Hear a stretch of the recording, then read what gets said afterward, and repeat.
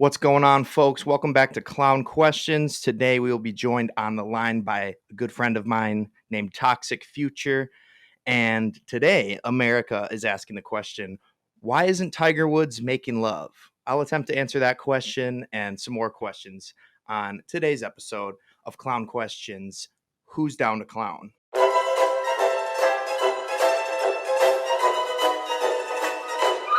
That's a clown question, bro.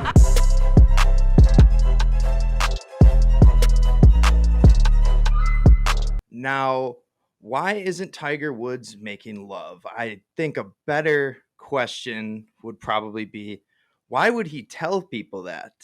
And I found out, of course, that he did not tell anybody.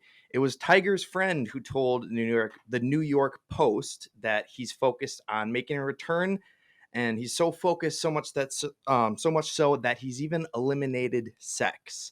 So if that's what it takes for Tiger to win another one, I mean, I think it's worth it. You know, Tiger, if you're a natural born stud like Tiger, um, that's probably one of your favorite activities.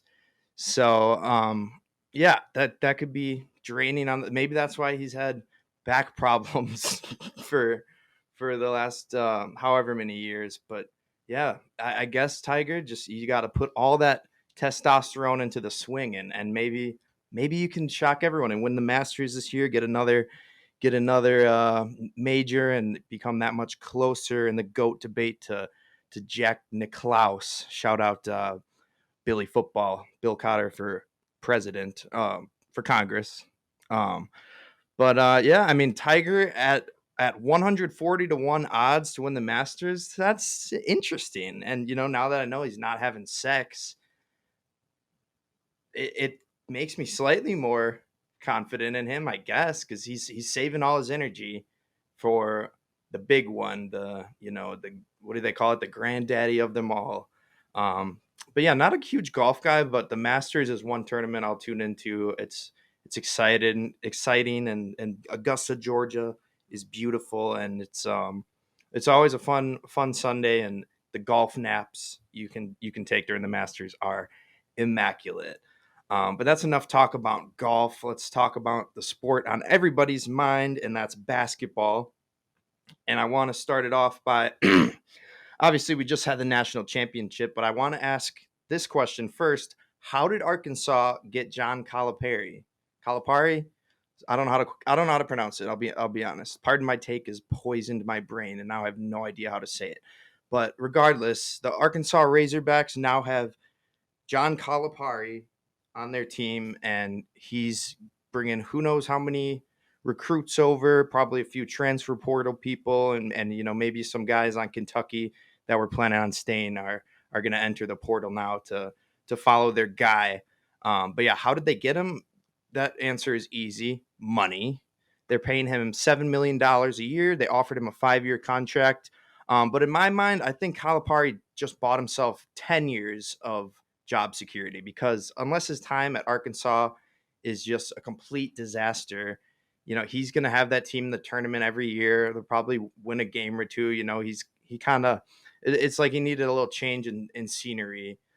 He was kind of, it was kind of a dead end at Kentucky with him. They kept losing in the first round. So now he's on a new team.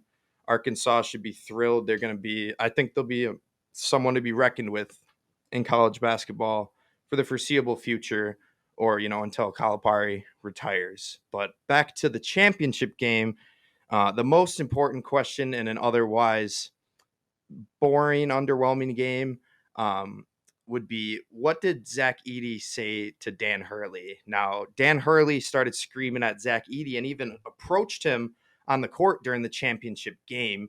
I guess Hurley was pissed about what he thought was a moving illegal screen.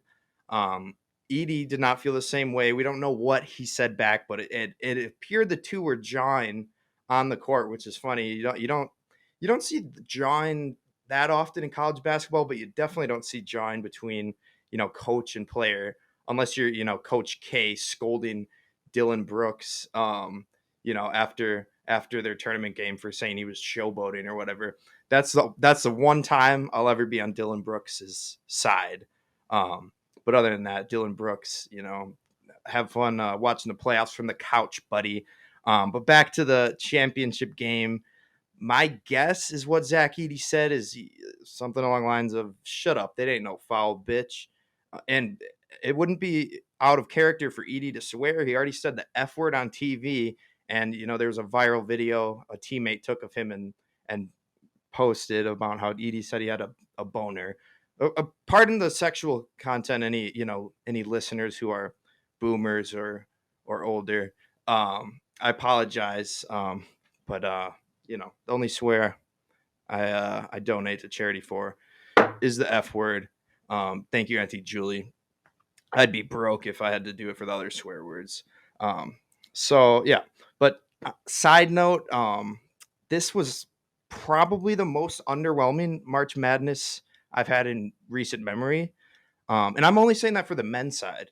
If you're talking women's, this has probably been the most entertaining, most watched women's March Madness ever. I mean, the championship game for women got 3 million more viewers than the championship game of UConn Purdue did for men. So women's college basketball is at a great place, and you can argue men's is too, because we have an all-time great team.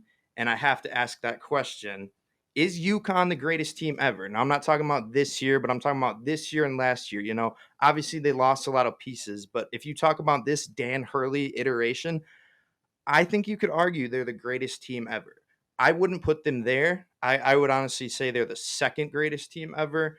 And it's hard to put them over the John Wooden, Kareem Abdul-Jabbar, UCLA Bruins, who won 10 championships in 11 years, 9 and 8, or something like that. I don't need to know the exact stat to know no one has ever came even close to that sort of dominance in college basketball. But when you talk about dominance, this UConn Huskies team did it. They beat every single opponent by 13 plus. The past two tournaments they played haven't had a single close game. That's why March Madness was, underwhelming to me. We only had one true buzzer beater, and that was to tie the game, and they went on to lose in overtime. KJ Simpson was probably the best moment of the tournament, in my opinion. That game winner, that Florida Colorado game, was probably the game of the tournament. But if you were avidly watching UConn game as a non-UConn fan, you were probably bored out of your mind, because not one of those games was even close. But yeah, second best team of all time. And speaking of second, Caitlin Clark, obviously she finished second again after losing to the Gamecocks. I said she was the one person who could stop the Gamecocks. I was wrong. Hand up.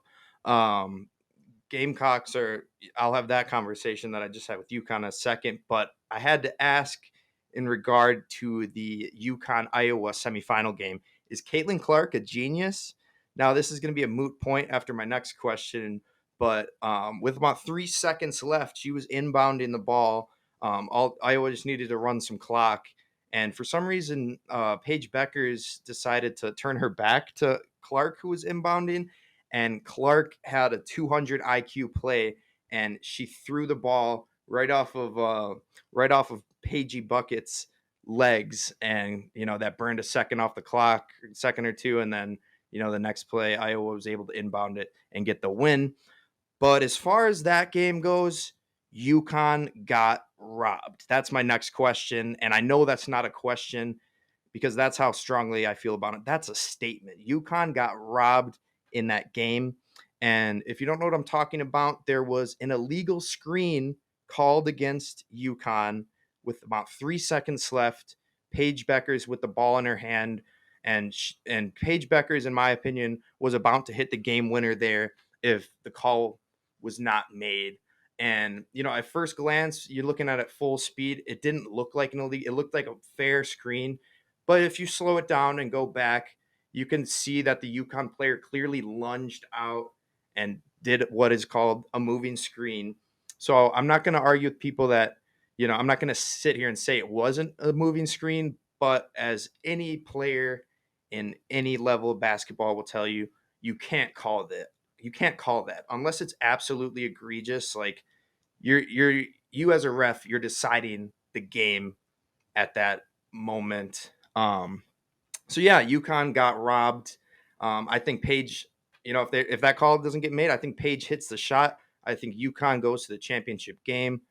But honestly, it would have all been for naught because the South Carolina Gamecocks would have cooked her and the Huskies. So yeah, I just got to say congratulations to Camila Cardoso and the rest of the South Carolina Gamecocks on such a dominant season and a dominant 3 years, really. The past 3 seasons, they've only lost 3 games in total. They've won 2 championships out of the past 3 years. So in my opinion, that's a mini dynasty. I was arguing with my dad about this. I was saying UConn was also a mini dynasty. He's like, yeah, it's just back to back. You got to win 3. But I think 2 out of 3 is a mini dynasty. And if you only lost 3 games, I mean, dominant team, as dominant as any of Gino Ariema's UConn Huskies teams. Dang, UConn just has a hold on the basketball world. Doesn't matter what, division, men's or women's, they have it. And speaking of who has it, who is the NBA Finals favorite? I'm going to be basic here, and I'm going to stick with the Nuggets. I think they're the most complete team with the most complete player in Nikola Jokic. And actually, let me pull out my score app because I was going to wait to answer this question until after the game. But it looks like I don't have to because the Nuggets are up 1. Currently, the Timberwolves and Nuggets are playing for the 1 seed. They have the exact same record, so they're 1 and 2 right now. If the Nuggets get it, they'll pull ahead and become the 1 seed. So Nuggets are the favorite to me, but Anthony Edwards and the T-Wolves are going to be right there in the thick of it with anybody. They'll probably be in the conference finals in Denver. But yeah, I mean, Anthony Edwards is on fire. He just scored 51 points right with 50 Cent sitting courtside. He went 50. He went for 50 for 50. But yeah, Nuggets, T-Wolves. Other than that, I think Celtics have the 3rd best chance. And I might argue better chance than the Timberwolves. So I think my finals pick is going to be Nuggets over Bucks. But the Bucks are looking a little shaky. We think Giannis is going to return for the playoffs, but he's banged up. Lillard's been banged up. K. Middleton has been banged up. And, I'll get into some more Bucks stuff when I talk to Toxic Future, who is a diehard Bucks fan, as most people who live in the great state of Wisconsin are, not including myself. Anyways, here's the insane Wemby stat of the day. For Victor Wembanyama to win Rookie of the Year, according to FanDuel Sportsbook, odds are no longer offered.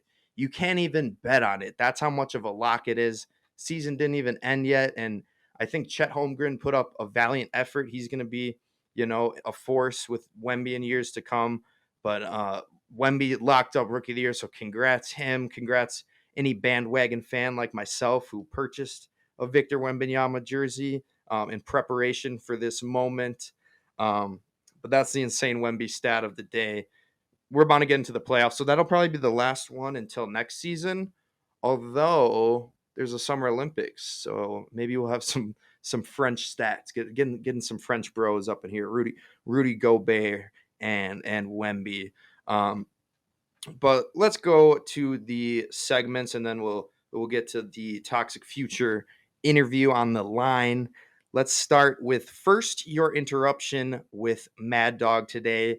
I guess Shohei Ohtani's first ever Dodger home run ball was caught by a person who was then pressured by the organization to give the ball back. So here's MadDog's take on it, and you might want to turn down your car radio for this because after watching this video, I now can confirm that he is a mad dog. Here he is, MadDog. The people who caught the ball, it was a couple. Okay. They were 27, 29 years of age. They catch the ball, and then 11 Al Capone goons from the Dodger marketing department marches out to right field. They bring the lady outside of the pavilion with her fiancé and separate them. So she can't talk to her fiance about the ball, which, by the way, is worth $100,000 in memorabilia.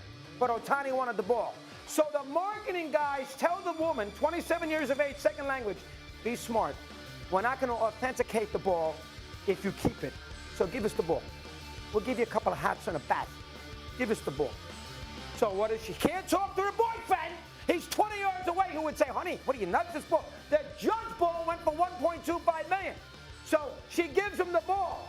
They give them a couple of memorabilia thing, and they don't even bring her with a chaperone at the end of the game to go in the parking lot, and she gets mobbed. And then Ohtani, after the game, strongly indicates, go ask the Japanese media, that he took pictures with the fan in exchange for the ball. Ohtani didn't take any pictures. What do you think, he marched out the right field with his little entourage and take photographs with some poor woman who caught the ball at 27 years of age, who had a chance to make $100,000?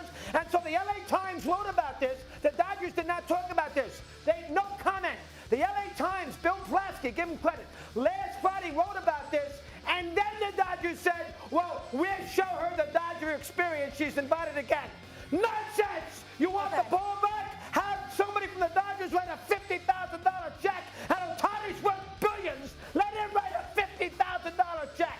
What the Dodgers did and Ohtani to that poor couple is an absolute unmitigated disgrace. An absolute unmitigated disgrace. MadDog is passionate that this fan got unfairly pressured into giving away her home run ball from Shohei that she caught. And to me, this was a non-story, an innocuous story at first, until MadDog's point where he brought up that Shohei might have lied to the Japanese media and told them that he took pictures with this woman who apparently did not take any pictures with Ohtani. So I guess in exchange for the home run ball, they gave this lady and her boyfriend, who had been separated from her. That part is a little sketchy, I'll admit.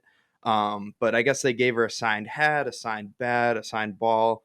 And credit to I shouldn't credit the Dodgers here, but credit to the Dodgers staff, for kind of playing these mind games on her and making her think she was getting an even trade. If I'm the one who catches, whatever, I'm a sports nut.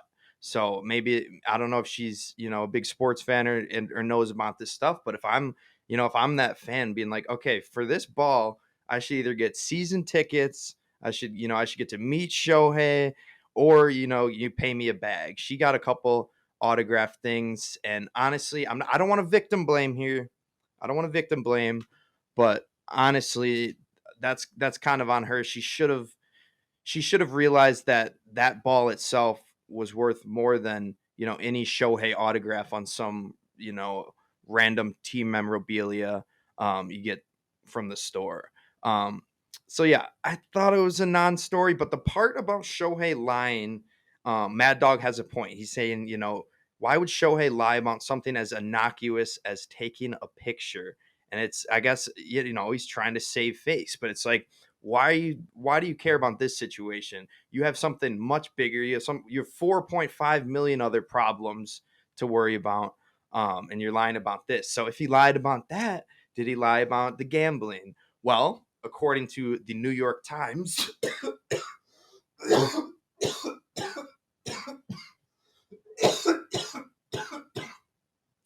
that cough was not a sarcastic call out of the New York Times. I just am a nicotine addict. But according to the New York Times, Ippei Mizuhara is facing federal charges for his alleged $4.5 million theft from Ohtani.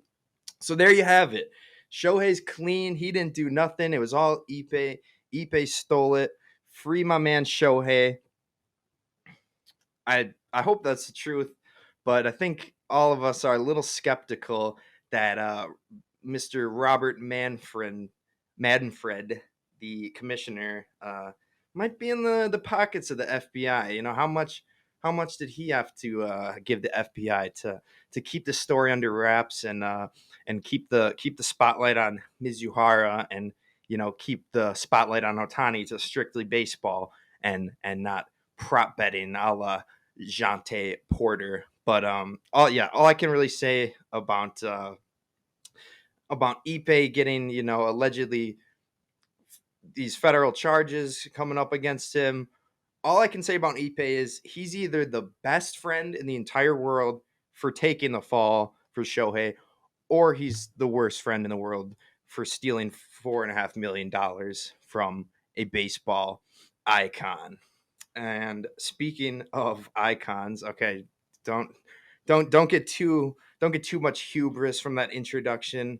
But I am gonna call in with Toxic Future on the line. Here it is. Here is the official Toxic Future interview via a phone call on the line. Now coming on the show on the line is two-time and reigning Trash Talk League champion.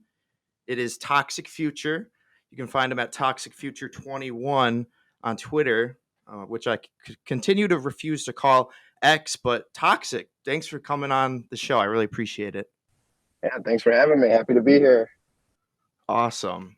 So I want to get started with, and I know you might not have a definite answer for this. I wanted to get for the people, what was the origin of Toxic Future? Where did that persona kind of come from? Yeah, it just kind of I wanted to play it so I could freely speak my mind about sports and whatnot. So I took to Twitter, X, whatever you want to call it. And then I took my favorite rapper, Future, and kind of, put the toxic in front of it because everyone loves the Toxic Future memes. And that's just kind of where it came from. No real big backstory to it. Everybody loves the Toxic Future. What? The memes. Toxic Future memes. Yeah, of course. Okay. So, yeah, you see me tweet some out. Yeah. So you kind of, yeah, of course. And I loved him. And the one about the eclipse was great. So you have to check his X for that. But let's get into actual Future. We Don't Trust You. The diss album just came out. I'm not going to get into the beef because I already know whose side you're on and all that. It's pretty clear. No, I don't think you do know whose side I'm on because truthfully, I can't pick a side in all this. I'm just assuming you're on Future's side and Metro Boomin's side. Don't you love the album? I mean, I am, but I'm not gonna, go out and say anything bad about Drake or J. Cole. But J. Cole, maybe. I don't think he's that great. But Drake, I can't say anything bad about him. But yeah, okay. No, I guess if you had to put me on a side, it would obviously be Future and Metro. But I think it's all corny at the end of the day. Yeah, I mean, it kind of seems like right. It seems like the whole album's kind of a shot at Drake and obviously J. Cole and right. Kendrick There was a lot of in different shots in there. Yeah, but yeah, I liked the album. I'm basic though, so my favorite song on it is Like That. What's your favorite song from it? It's probably another basic answer, but I'm gonna say Type Shit. But honestly, there's a few different songs on there where the mood can switch up, so it kind of just depends on the mood I'm in. The first song on the album, We Don't Trust You Itself, is kind of slow, kind of it's not Type Shit is like upbeat, crazy, go at it. But yeah, no, definitely Type Shit. I've listened to that one the most, so I gotta call it my favorite. Word. Okay, I got to revisit that one. But yeah, enough Playboy Cardi. Sorry, moving on from that. Yeah, but enough about I guess enough about the Toxic Future beef in real life. But I wanted to get into obviously some sports talk with you. That's like you said, that's kind of why you created that, so you can openly state your mind a little bit, kind of a little Kevin Durant in you, making that other account. Durant's got burners. He's up on between me and him. He's up on burners, playa. But let's go into the Packers first. We got the NFL draft coming up here. Toxic, who are you taking at pick 25? Right now, I'm taking Kool-Aid McKinstry out of Alabama, cornerback. And I know a lot of people may think cornerback, it's not as much of a need as, say, safety. We have McKinney we just signed, but when you look at a guy like McKinstry, he started for Nick Saban as a true freshman, played 3 years, very minimal injuries during his time there. I know he had that little foot problem that prevented him from being at the combine, but he ran at his pro day. I think he ran a 4.45 40. And if I'm not mistaken as well, the big thing, well, first off, big thing about him, he's great press man. He's 6'1", almost 6'2", probably 195, great size for a corner, great speed. But the big thing that I like about him is he is a great punt returner too. I know he did a lot of that his sophomore year, and I feel like the Packers, we have Nixon on kick returns, and he's not that great of like a punt returner. We mixed Jaden Reed in a little bit last year at punt returner, but I think McKinstry could be our number one punt returner. And obviously, that's not the main reason I'm picking him. I think that's just a great bonus to him. Yeah. But definitely right now, if I'm on the clock with Mr. Gutenkoost, I'm telling him Kool-Aid McKinstry. And there's a few other guys I'd consider too if he's not there, but if he's there, I think you have to take him. Sure, absolutely. I'm right with you there. I was kind of, I don't know, in my dumb brain, I'm kind of think. Well, I'm not calling you dumb, but in my dumb brain, I think it would be cool to have like Cooper DeJean. But I don't know if Kool-Aid might be a little better. You seem a little hesitant about DeJean. He ran a 4.4, bro. Yeah, he's starting. I tweeted out a little bit ago. He's starting to grow on me a little bit. It's just, I think in terms of if I'm looking at a safety, because I don't think he's going to play corner in the NFL.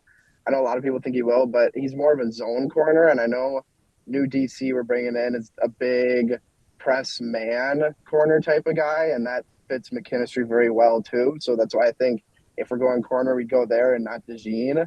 But if we're looking safety, I really like Jaden Hicks out of Washington State. Look him up. Okay, I will. I don't think he's even turned 21 yet. He's not a guy, because we got McKinney. He plays free safety, deep safety, that deep post safety, type of one high guy. And Hicks is kind of like a Jamal Adams, where you throw him into the box or into the slot. You can kind of move him around. So I think that he would complement McKinney very well. But hey, DeJean, he's an athlete, and you can't teach that. He's a freak. Sure. And he's definitely got good football instincts. So if we take him, I won't be super mad, but he's just not my number one guy. Got you. Okay. Well, I like where your head is at. I think our need is definitely, defensive back, or, maybe a, interior linebacker. But I just want to play a quick hypothetical game with you. Last thing on the Packers here. Let's say there's a Brock Bowers or a Xavier Worthy. I know we got, a stacked receiving room. We got two very capable tight ends, but if you see Brock Bowers on the board at 25, I mean, you pull the trigger and get a third tight end in there. See, here's my thing: is he's projected probably top 15, maybe even top 10 right now. If he falls to top 25, I think there's just got to be a reason for that, and that reason would probably steer me away from taking him. Okay. But Xavier Worthy is a guy that I really, really like. I'm not sure how much we need him per se, but he's one of those guys that, he's fast. And, a lot of people think all these fast guys aren't like usually great route runners or this. I've seen some clips. He can run routes too, and he's got good hands. Wouldn't be opposed to you Worthy. Consider him at 25. Yeah, I think he'll definitely be there too. But Bowers, if he falls down to 25, I think there's going to be like some underlying reason to that, which would probably steer me and the Packers away from that, because Packers are very his health. Yeah, health or something else. He had a season-ending one at Georgia last year, I think. But yeah, I like where your head's at with the Packers. I'm on board with you for most of that. But let's get into a little Brew Crew. And it's starting with Jackson Churio, the player we paid $80 million before he even stepped on the field. And this is just a stupid anecdote for me, but I don't know if you remember the walk-off walk. I think it was a couple nights ago. You remember that? Yep. Right before that walk. Seattle. Yeah, exactly. Churio had 2 strikes on him, and I'm like, Dad, flip the game on. His bases loaded, whatever, 9th inning. And he takes a called third strike, a fastball down the middle, wasn't a cutter, curveball. And my dad goes, well, looks like we paid him $80 million too much. I'm like, damn, you're saying that? You've only seen him play one. You've only seen one at bat from Churio. But I know you're big on Churio. So what do you kind of see for his future in Milwaukee? The thing that stood out about him the most for me so far is he's 20 years old, right? But when he's at the plate, he looks like he's a 30-year-old veteran. He's taken his first plate appearance in the MLB, takes a 4-pitch walk, didn't even swing, took all 4 for balls. That was incredible for me to see. I thought, wow, usually these young guys come out swinging and whatnot. He looked like he was a Christian Yelich, 30-year-old veteran at the plate. So that has stood out to me the most, but just his ability to put the ball in play. He's not hitting, I think he has 2 home runs, and he's just putting a lot of singles in play, which I really like to see. It's not very common nowadays where these guys are going for that and just trying to make contact with the ball. And he has such a great bat path through the strike zone and through just kind of the whole plate in general. So he's always making good contact and putting the ball in play, and he's getting on base. So you really can't complain with that. And I know a lot of people were like, oh, paying him before he even starts. But, when you look at it, it averages out to what, $10 million a year for the next 10 years. And, he plays very well. You see guys like Juan Soto, Bryce Harper, all those guys, Acuna, they're getting paid 20, even Yelich himself getting paid 20 plus million a year. So if he turns out to be anything like those guys, it's a bargain in my eyes. Yeah. Yeah. So I'm definitely happy with how he's played so far. Yeah, absolutely. Well, yeah, obviously it's hard not to be high on the Brewers right now. I think we only got 2 losses in this first week and a half of baseball. So it's not hard not to be, optimistic as a Milwaukee Brewers fan. But let's look a little more big picture. Do you have a World Series pick for this year? Ooh, World Series pick. It's hard. It's gonna sound lame, but it's hard to say anything other than the Dodgers for me right now. They've got the Avengers over there, man. It's kind of gross how they're able to put that team together, but they did, and that's how baseball is. But I could honestly see a Yankees Dodgers World Series, and I think Dodgers win it easily. I don't really see anyone stopping them.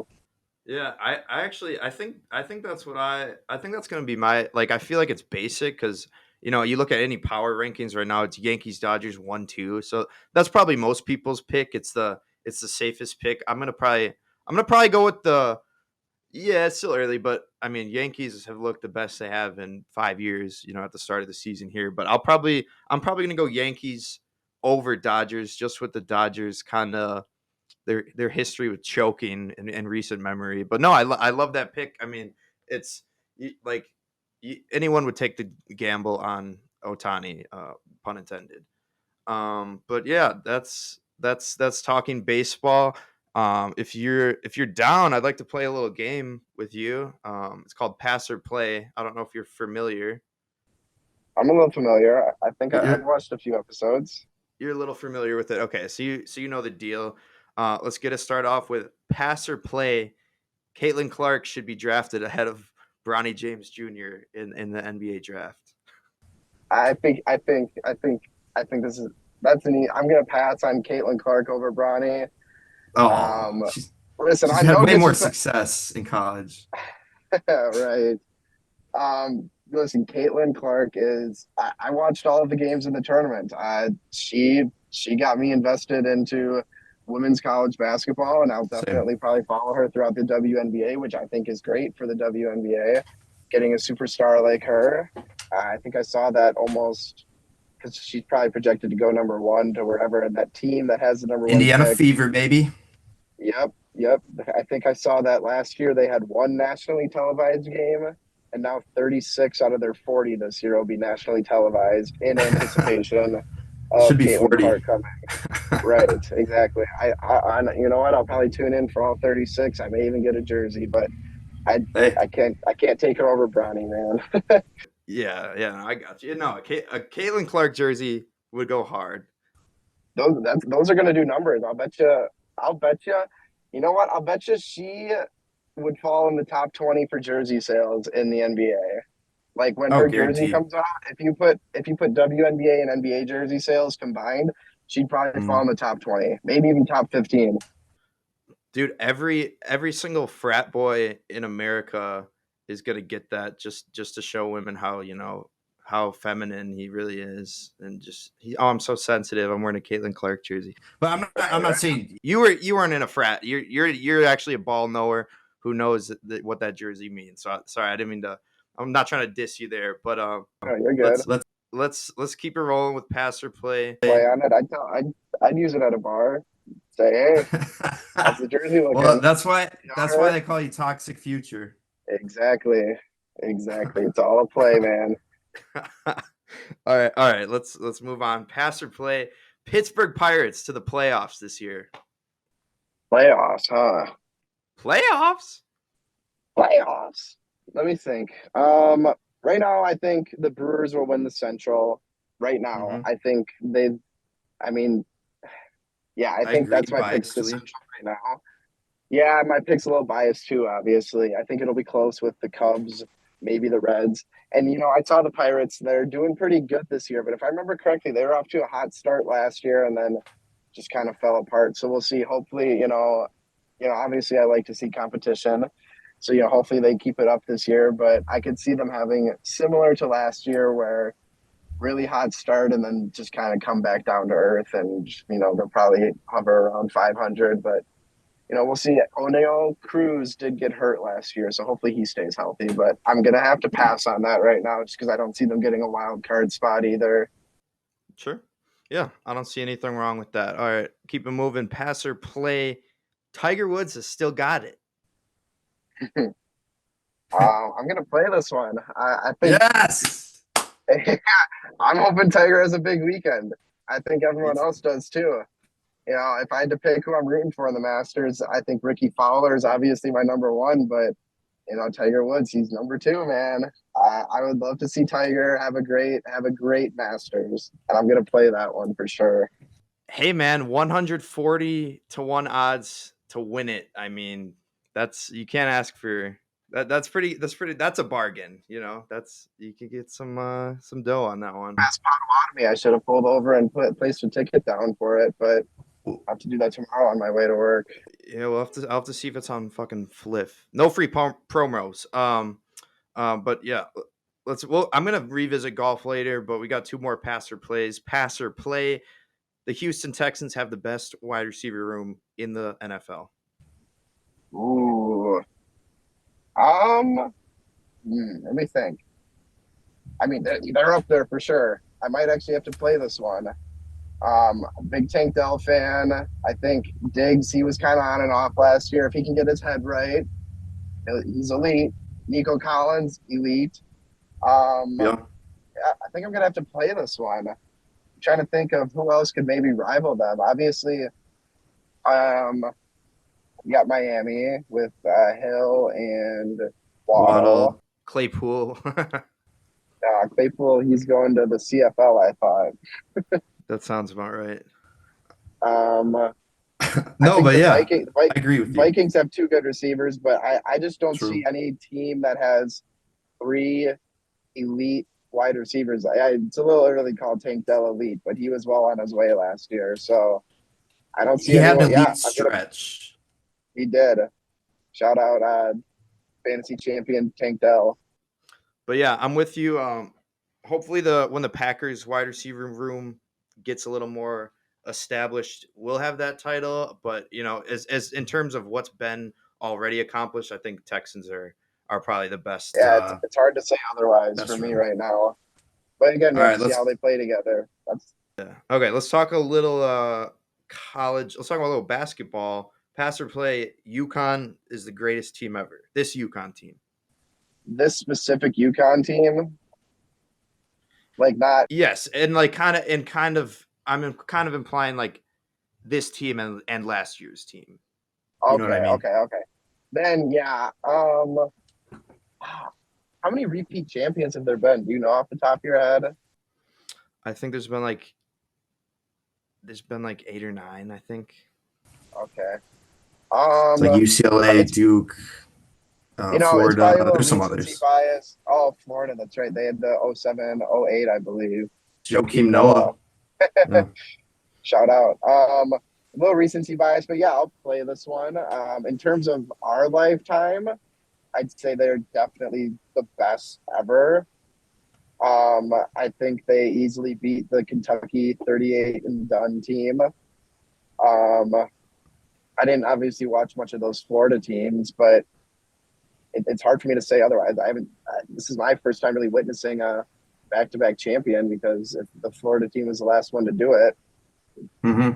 it's definitely not easy to do. And I Right. think they have a great coach, and I'm not sure if they're going to three-peat or not, but definitely I'll play this one and say they are the best college basketball team of our Okay. time, not all time. I'm sure there's probably better. Oh, of our time. Okay. Yeah, I was going to say I'm right with you there, but then I'd probably say UCLA just because what they won Right. 10 championships in 11 years or something crazy like Yeah. that.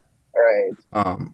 But no, Yeah. I mean, But in in our terms of time, our I time, think it's the best team. Best team ever of our era, I guess. yes, I would agree with that. But yeah, speaking of our era, you're a Bucks Giannis truther. You live in Wisconsin, so you're a Bucks fan. I'm one of the rare I few wish in that was the case Wisconsin. for all people who lived in Wisconsin. Yeah, unfortunately, I'm not one of those people. Go Lake Show, but I have to ask, and I say this knowing you guys beat the Celtics last night, even though Giannis didn't finish the game, so that's kind of impressive. But I got to ask you, what's wrong with the Bucks? Is it as simple as Lillard and Giannis have been banged up, or do you think there's something else going on that's made they've lost to three bad teams in a row before this most recent They did. Celtics win, you know? They did, and depending on how you view the Knicks, you could say four. But um, what's wrong is just like you said, kind of the lack of the core three of Middleton, Giannis, and Dame having not played much. I think I saw a stat. They've played a full game together 3 times since February 3rd, maybe. So over the past 2 months, they've only played 3 full games together. And before that, the number was also pretty low. But I think it's as simple as just getting everyone together on the court, because I did also see that in terms of NBA starting lineups this year, minimum 700 possessions played together. The Bucks starting lineup has the best net rating in the league. It's just getting those reps together and actually staying on the court together that I think is the issue. And again, you combine 2 superstars together in Dame and Giannis, they're not gonna click right away. There's gonna be those bumps in the road. Even when we first traded for Drew, that when we won the championship that year, but that regular season was not pretty. We were the 3rd seed, and even if you want to look at it through the lenses of your boy LeBron, first year with the big three in Miami, they lost to the Mavericks in the finals and definitely did not have a solid year together, if I remember correctly. They had a solid year. They just played like shit in the finals. When JJ Barea dominated us. Yeah. And Jet Terry, don't forget Jet Terry. Scored more points than LeBron in that final series. Just want to throw that out there for the pod. I don't. We're getting off topic here, but yeah, I mean, sorry. I think the Bucks. I think the Bucks can put it together. They're my pick in the East, and that's kind of I don't know. That's like a setup pick for a non-Bucks fan to say. Yeah, no, I think again, and maybe things.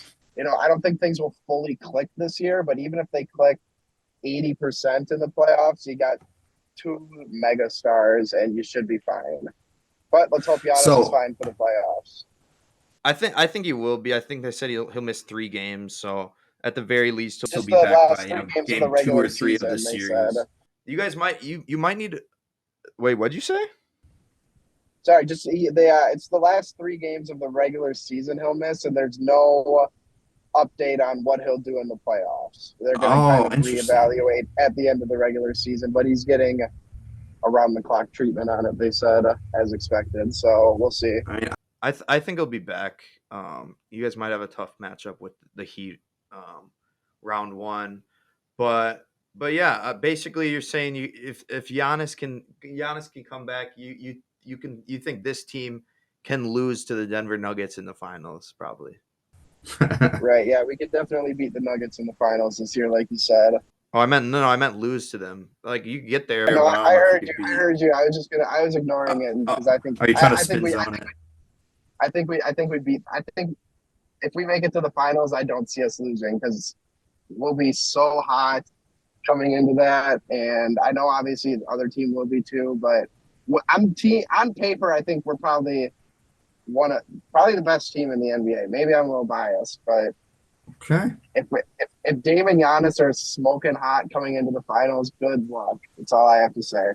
Hey man, if the Bucks are the best team in the NBA, then the Lakers are the best team in the NBA because we beat y'all twice without our best player. All right. Well, Um, then so are the Raptors and Wizards, but we'll move forward. blocked by Dinwiddie. All right, enough. Sorry, enough about the NBA. I'll have to have you back on for a future episode. We'll have a lot of NBA playoffs to talk about, over the next 2 months or so, maybe some play-in talk. But what's really coming up this weekend is the Masters. I believe it starts tomorrow. Is that correct? Tomorrow, yep. All right, so who you got winning? I know you're rooting for Ricky Fowler, and everyone and their mother is probably rooting for Tiger, aside from his ex-wives. But who you got winning Right, the yeah, maybe not Masters? them, but That was kind of a cheap shot. My bad. it's all good. Well deserved. He's following in the footsteps of Future, so he's all good. Sometimes it happens. Anyways, my pick for the Masters, that's tough. I always hate having to pick golf because I feel like it's always so random, but It's a I'll crapshoot. throw out. It is. It is. I'll throw out a name. I'm gonna say Cam Young. I think that's his name, or maybe it's Cam Smith. Cam something. There's two Cams in the tournament, I believe. One of them's got like the weird hair and the bad facial hair, right? I got the one with the weird hair, with the stash and the kind of mullet look. Okay, I think that might be Cam Smith. I'm not a dimple head, so don't quote me on that. But Yeah, I'm not. I'll watch golf all the time, but there's so many guys to keep track of, and I really only follow Ricky closely. So, but Yeah, no worries. Yeah, I was trying to. Cam. I got you. The mustache Cam to win it. That's a solid pick. I wanted to get Ploff Warrior on, but his schedule didn't work out before it. But I'm gonna interview him right in the middle of it, so I might have to ask him his pick. But he's gonna have the benefit of the doubt after watching 2 days of it, so his pick might be a little easier. But no, I like the pick. What do you think about Scotty Scheffler? He's the odds-on favorite, correct? He is, yes, by a country mile too. A country Plus mile? 450. That's a long Yeah, time. Long way. plus 450 to win. I think second best odds is John Rahm at plus 1200. So he's damn. he's definitely a heavy favorite. But I was reading, or I just kind of know that Augusta greens are some of the toughest, on the tour. And Scotty struggles with putting. If he struggles with anything, it's putting. He's one of like the worst putters on tour, I believe. Don't quote me on that, but he's definitely not good at putting. He's been better. Didn't he get like a new club? He got a new putter. Yeah. I mean, Scotty's amazing, so I'm sure he'll be fine. But seeing someone as heavy favorite as that, especially in golf, I just feel like it just won't happen, right? Just won't happen, right? Like it can't happen. See that's where I was at. That's where I was at with the UConn Huskies this year. I'm like, yeah, they're the best team, but it's March Madness. You gotta win. You gotta win 6 games, and they steamrolled. They dominated everyone. So maybe Scheffler's just in that mode on that streak right now. But yeah, I just got one more question for you. But before that, anything else you got about the Masters or I could make? Obviously, all I have to say is go Ricky. I want him to get his first major, and I'll be rooting for him. So go Ricky. That's all I got for the Masters. All right, go Ricky. I'll be rooting for Tiger. I don't know. I got to figure out who to root for. Maybe I'll ask Ploff Warrior that who I should root for next week. But I want to finish out here with, obviously, you may have heard of Goosebump Sports. There's a little, Yep. watermark in the corner with that on it. So my favorite Goosebump moment ever has got to be the block. Blocked by James at Game 7. I was curious, when you hear, when you think of a Goosebump moment, like what's a moment or a few moments that come to mind, and what's your favorite, or one of the most memorable ones you can think of? All time, huh? Yeah, and it doesn't have to be one you were like watching or at, but it could just be one you saw a highlight of. You're like, damn, No, I mean, all time moment live there, giving me goosebumps, tears in the eyes. It was PJ Tucker dribbling out the final seconds of the NBA Finals in 2021 when the Bucks won. That, I don't know if you're looking for a specific like crazy play, but if you're talking no, I know that's a great moment. Pure moment, that everything. I think I blacked out, dude. I remember goosebumps, crying. It was everything, man. PJ Tucker dribbling it out too, of all people. Were you at the game, or were you in the Deer District? No, I was just at home. Oh, okay. No, I got you. Sorry, I was just remembering. I was at the Deer District. It probably would have been more fun watching it at home. You're just like, you're cramped shoulder to shoulder, and if you're lucky to get a beer, if you wait in line for an hour. So I mean, it was kind of overrated. I know you went to the parade though, right? Yeah, I was at the parade. That was awesome too. That whole run, playoff run was just everything, and I've been dying to get it back, and I'm hoping this year we can, but I'll always cherish that. So definitely top favorite play though. Goosebumps. I'm thinking Bronson Koenig fading in the corner against Xavier. That's up there. Yeah, BA on the call. Yup. Not a big BA fan though, but yeah, I saw you talking shit about him on X today. Maybe we'll save that for next time. BA, if you're listening, I know you're fake Milwaukee, but we'll move past that for now. Damn. Yeah, and obviously probably. Yeah, no, I have beef with BA, but again, we'll save that for a future episode. At a different time. We gotta. I don't know when this Zoom timer runs out. Shit, it might be running out soon. Last play. I'll say Aaron Rodgers Hail Mary against the Lions too. All right, we're good, dude. I had like I swear I had like a seance that night when we were down 20. I'm like, where's all the Packer memorabilia in this house? And I just like laid it out on the floor and like sat in this Packers chair. And I'm like, did I do this? But who knows? I'm very superstitious. But Toxic, thank you again. You're a little stitious, got it. But no, Toxic, thank you so much for coming on, for calling me, for being on the line. And maybe one day I'll get you in that chair. You can maybe if you wanna, that'll probably be after a rebrand. But that's neither here nor there. And thanks for coming on. Yeah, thanks for having me. Yeah, dude. Subscribe to the pod. Subscribe. All right, brother. I'll talk to you soon, and we'll have to have you back on for NBA playoffs. For sure. Peace out. Have a good one. Peace out, dog. Thank you again to Toxic Future for calling into the show. I really appreciate it, and hope to get your ass in that seat and reveal the Kevin Durant behind the burner account. But let's finish off the show here with the Goosebump moments of the week. Coming in at number 10, we got O'Neal Cruz walking it off in the 11th for the Pirates. Here's Cruz. Line drive right field. That will do it. Or should do it.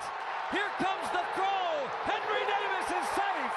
Rays the Jolly Roger in 11 innings in a fabulous game. Just the second of the year at PNC Park. Base. Number 9, Travis D'Arnaud for the Braves. 10th inning. Now all the Braves need Gamer. is one. To left field. Gurriel back. Off the wall. And just like last year, Atlanta walks it off in the home opener.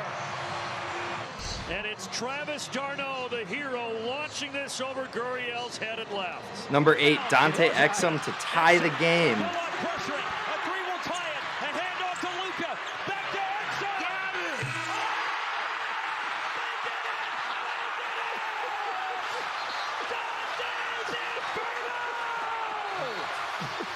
All right, number 7, Tyro Estrada, walk-off double. Get into the gap. Is anybody there? No. Here comes. And the throw. Not in time.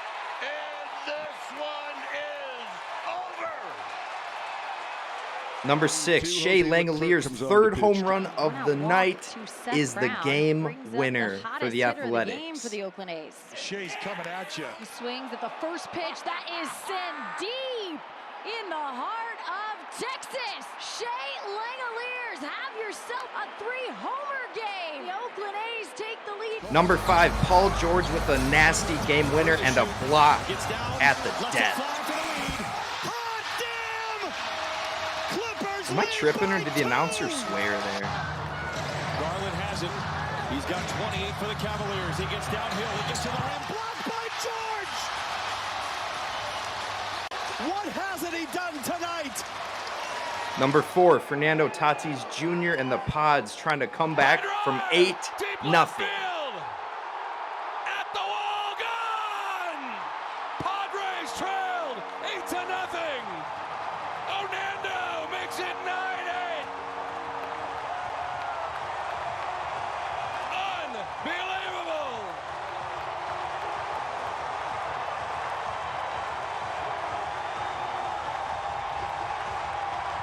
Number 3, Emily Fox, PK for women's national team, USA. Wins the She-Believes Cup in a penalty shootout.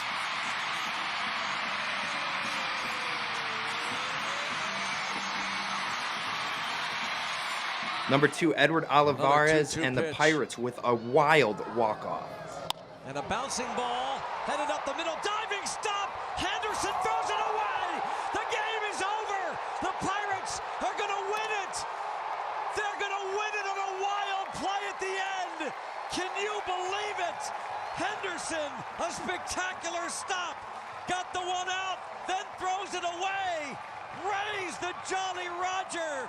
Welcome to 2024. Number 1 moment of the week, Ryan McMahon walk-off grand slam. Matt lifts his ball high and deep to right.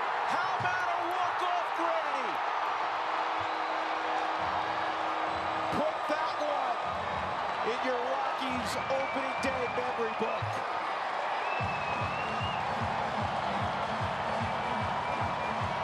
One pitch and Ryback says, I've had enough of this.